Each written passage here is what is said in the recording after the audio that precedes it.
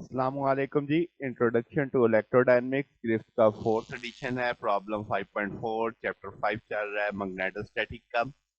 सवाल है, फर्ज करो suppose magnetic field in some region from the B is equal to K Z X unit vector K यहाँ पे कांस्टेंट है। Find the force on square loop side A lying in a YZ plane centered at the origin if carries a current I flowing counterclockwise when look down the x-axis।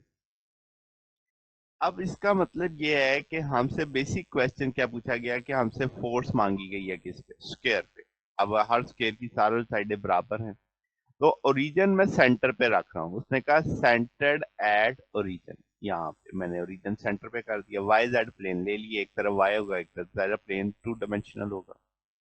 अब current भी मैंने बना दिया counter clockwise, आप देख सकते हैं fig में। वो कहता है ये तब आपने देखना है कि भाई जब आप लुक डाउन एक्स एक्सिस, यानी एक्स एक्सिस अगर आप स्क्रीन से बाहर की जानिब होगा आपकी जानिब, तो आप उससे अंदर की जानिब देख रहे हैं तो आपको वो काउंटर क्लॉकवाइज दिख रहा है। Relative phenomena.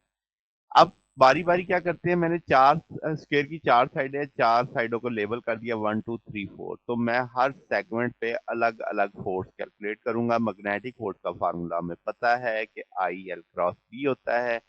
तो पहले F1 कंसीडर हो जाएगी, आई जो कि सब में सेम है तो आई को बाहर ले लेंगे। -a/2 से a/2 तक हमारे पास ये साइड की आप कह लें कि लिमिट है।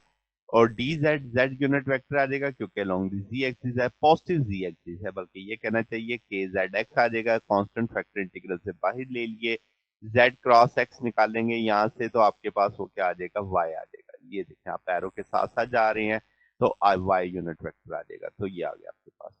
फिर अब आप इसमें से y को भी बाहर निकाल दें, z dz, तो z स्क्वायर बाई 2, इसमें बाउंड्री कंडीशन लगाएंगे, सॉल्व करेंगे तो ये i के a square by 2 y unit vector आ जाएगा। तो ये पहली फोर्स आ गई आपके पास जो पहले एक साइड पे लग गई है। Side number 2 along y axis क्या, मगर अगर आप करंट की डायरेक्शन देखें तो वो नेगेटिव y पे जा रहा है, तो इसका ना लेंथ की डायरेक्शन भी आपने नेगेटिव y वाली लेनी है। तो उसी तरह I L cross B, I same है, बाहर आ जाएगा डी वाई, जो आपकी साइड है उसके साथ मैंने माइनस वाई लगाया क्योंकि मैंने बताया ना कि वो नेगेटिव वाई की जानिब करंट जा रहा है, तो जो करंट की डायरेक्शन वही लेंथ की डायरेक्शन।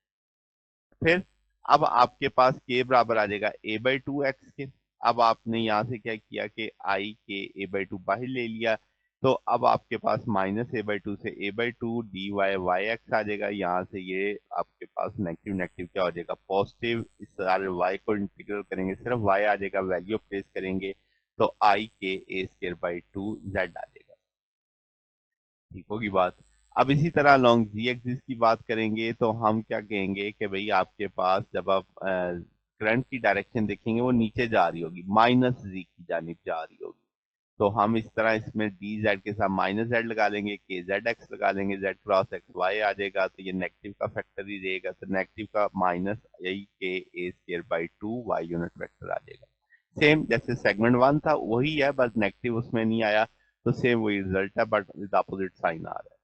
अलोंग वाई एक्सिस में अगर आप देखेंगे तो उसी तरह डी वाई इंटू वाई आ जाएगा क्योंकि पॉजिटिव वाई एक्सिस की जानिब चल रहे होंगे। के बराबर आ जाएगा -a/2 ए के, और यहाँ से भी कांस्टेंट बाहर निकाल के सॉल्व कर लेंगे, सिर्फ वाई बचेगा। उसी तरीके से आई के ए स्क्वायर बाई 2 जेड आ जाएगा। चारों सेगमेंट्स को जमा कर देंगे तो आप देखेंगे कि भाई आपके पास दो फैक्टर आइडेंटिकल है मगर उनके साइंस अपोजिट है, वो कट जाएंगे।